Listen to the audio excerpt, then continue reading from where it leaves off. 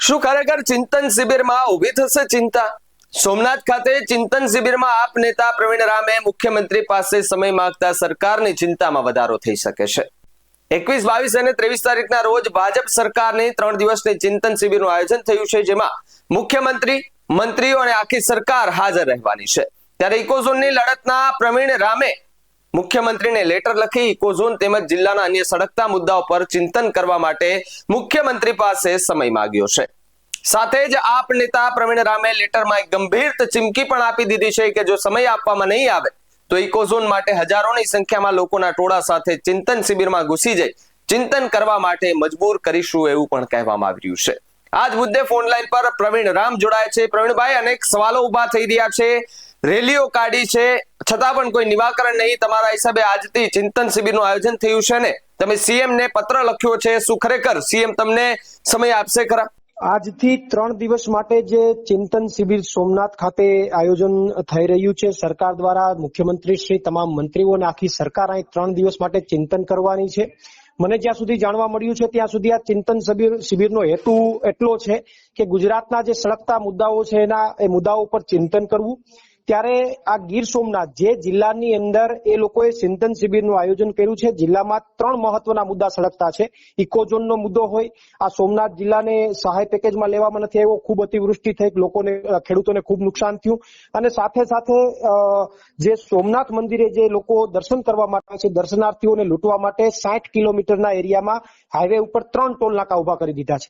આ ત્રણેય મુદ્દાઓ જે છે એના સળગતા મુદ્દા છે, એટલા માટે મેં મુખ્યમંત્રીશ્રીને લેટર લખી અને સમય માંગ્યો છે કે હકીકતમાં જો ચિંતન શિબિરનો હેતુ સિદ્ધ કરવો હોય તો આ મુદ્દાઓને લઈને અમે તમારી સાથે ચિંતન કરવા માંગીએ છીએ, અને અમને આશા છે કે મુખ્યમંત્રી શ્રી જો હકીકતમાં કાર્યક્રમનો હેતુ સિદ્ધ કરવા માંગતા હશે અને ખેડૂતોનું હિત ઈચ્છતા હશે તો ચોક્કસથી અમને સમય આપશે, જેથી કરીને અમારે ટોળાઓ સાથે ત્યાં જવું ન પડે અને એને ચિંતન કરવા માટે મજબૂર ન કરવા પડે।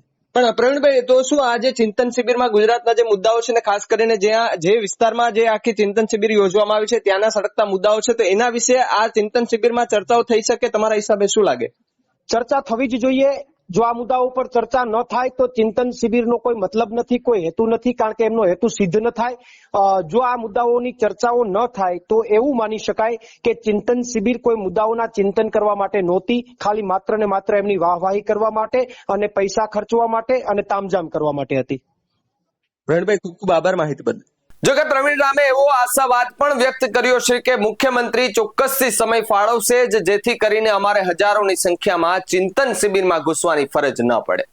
ઇકોઝોનની લડતના પ્રણેતા અને આપ નેતા પ્રવીણ રામે ગીર સોમનાથ જિલ્લાના મહત્વના 3 મુદ્દા પર ચિંતન કરવા માટે મુખ્યમંત્રી પાસે સમય માંગ્યો છે। કયા 3 મુદ્દા છે તેના પર ચર્ચા કરીએ તો પહેલો મુદ્દો ગીર સોમનાથ, જુનાગઢ અને અમરેલીના ખેડૂતો માટે ઇકોઝોન રદ કરવાનો પહેલો મુદ્દો છે। બીજો મુદ્દો છે ગીર સોમનાથ જિલ્લામાં અતિવૃષ્ટિના કારણે ખેડૂતોને ભયંકર નુકસાન થયું હોવા છતાં જિલ્લાને સહાય પેકેજમાંથી બાકાત રાખવામાં આવ્યો છે। અને ત્રીજો મુદ્દો છે સોમનાથ મંદિર દર્શન કરવા આવતા દર્શનાર્થીઓને લૂંટવા માટે હાઈવે પર 60 કિલોમીટરના અંતરમાં 3 ટોલ નાકા ઉભા કરી દેવામાં આવ્યા છે।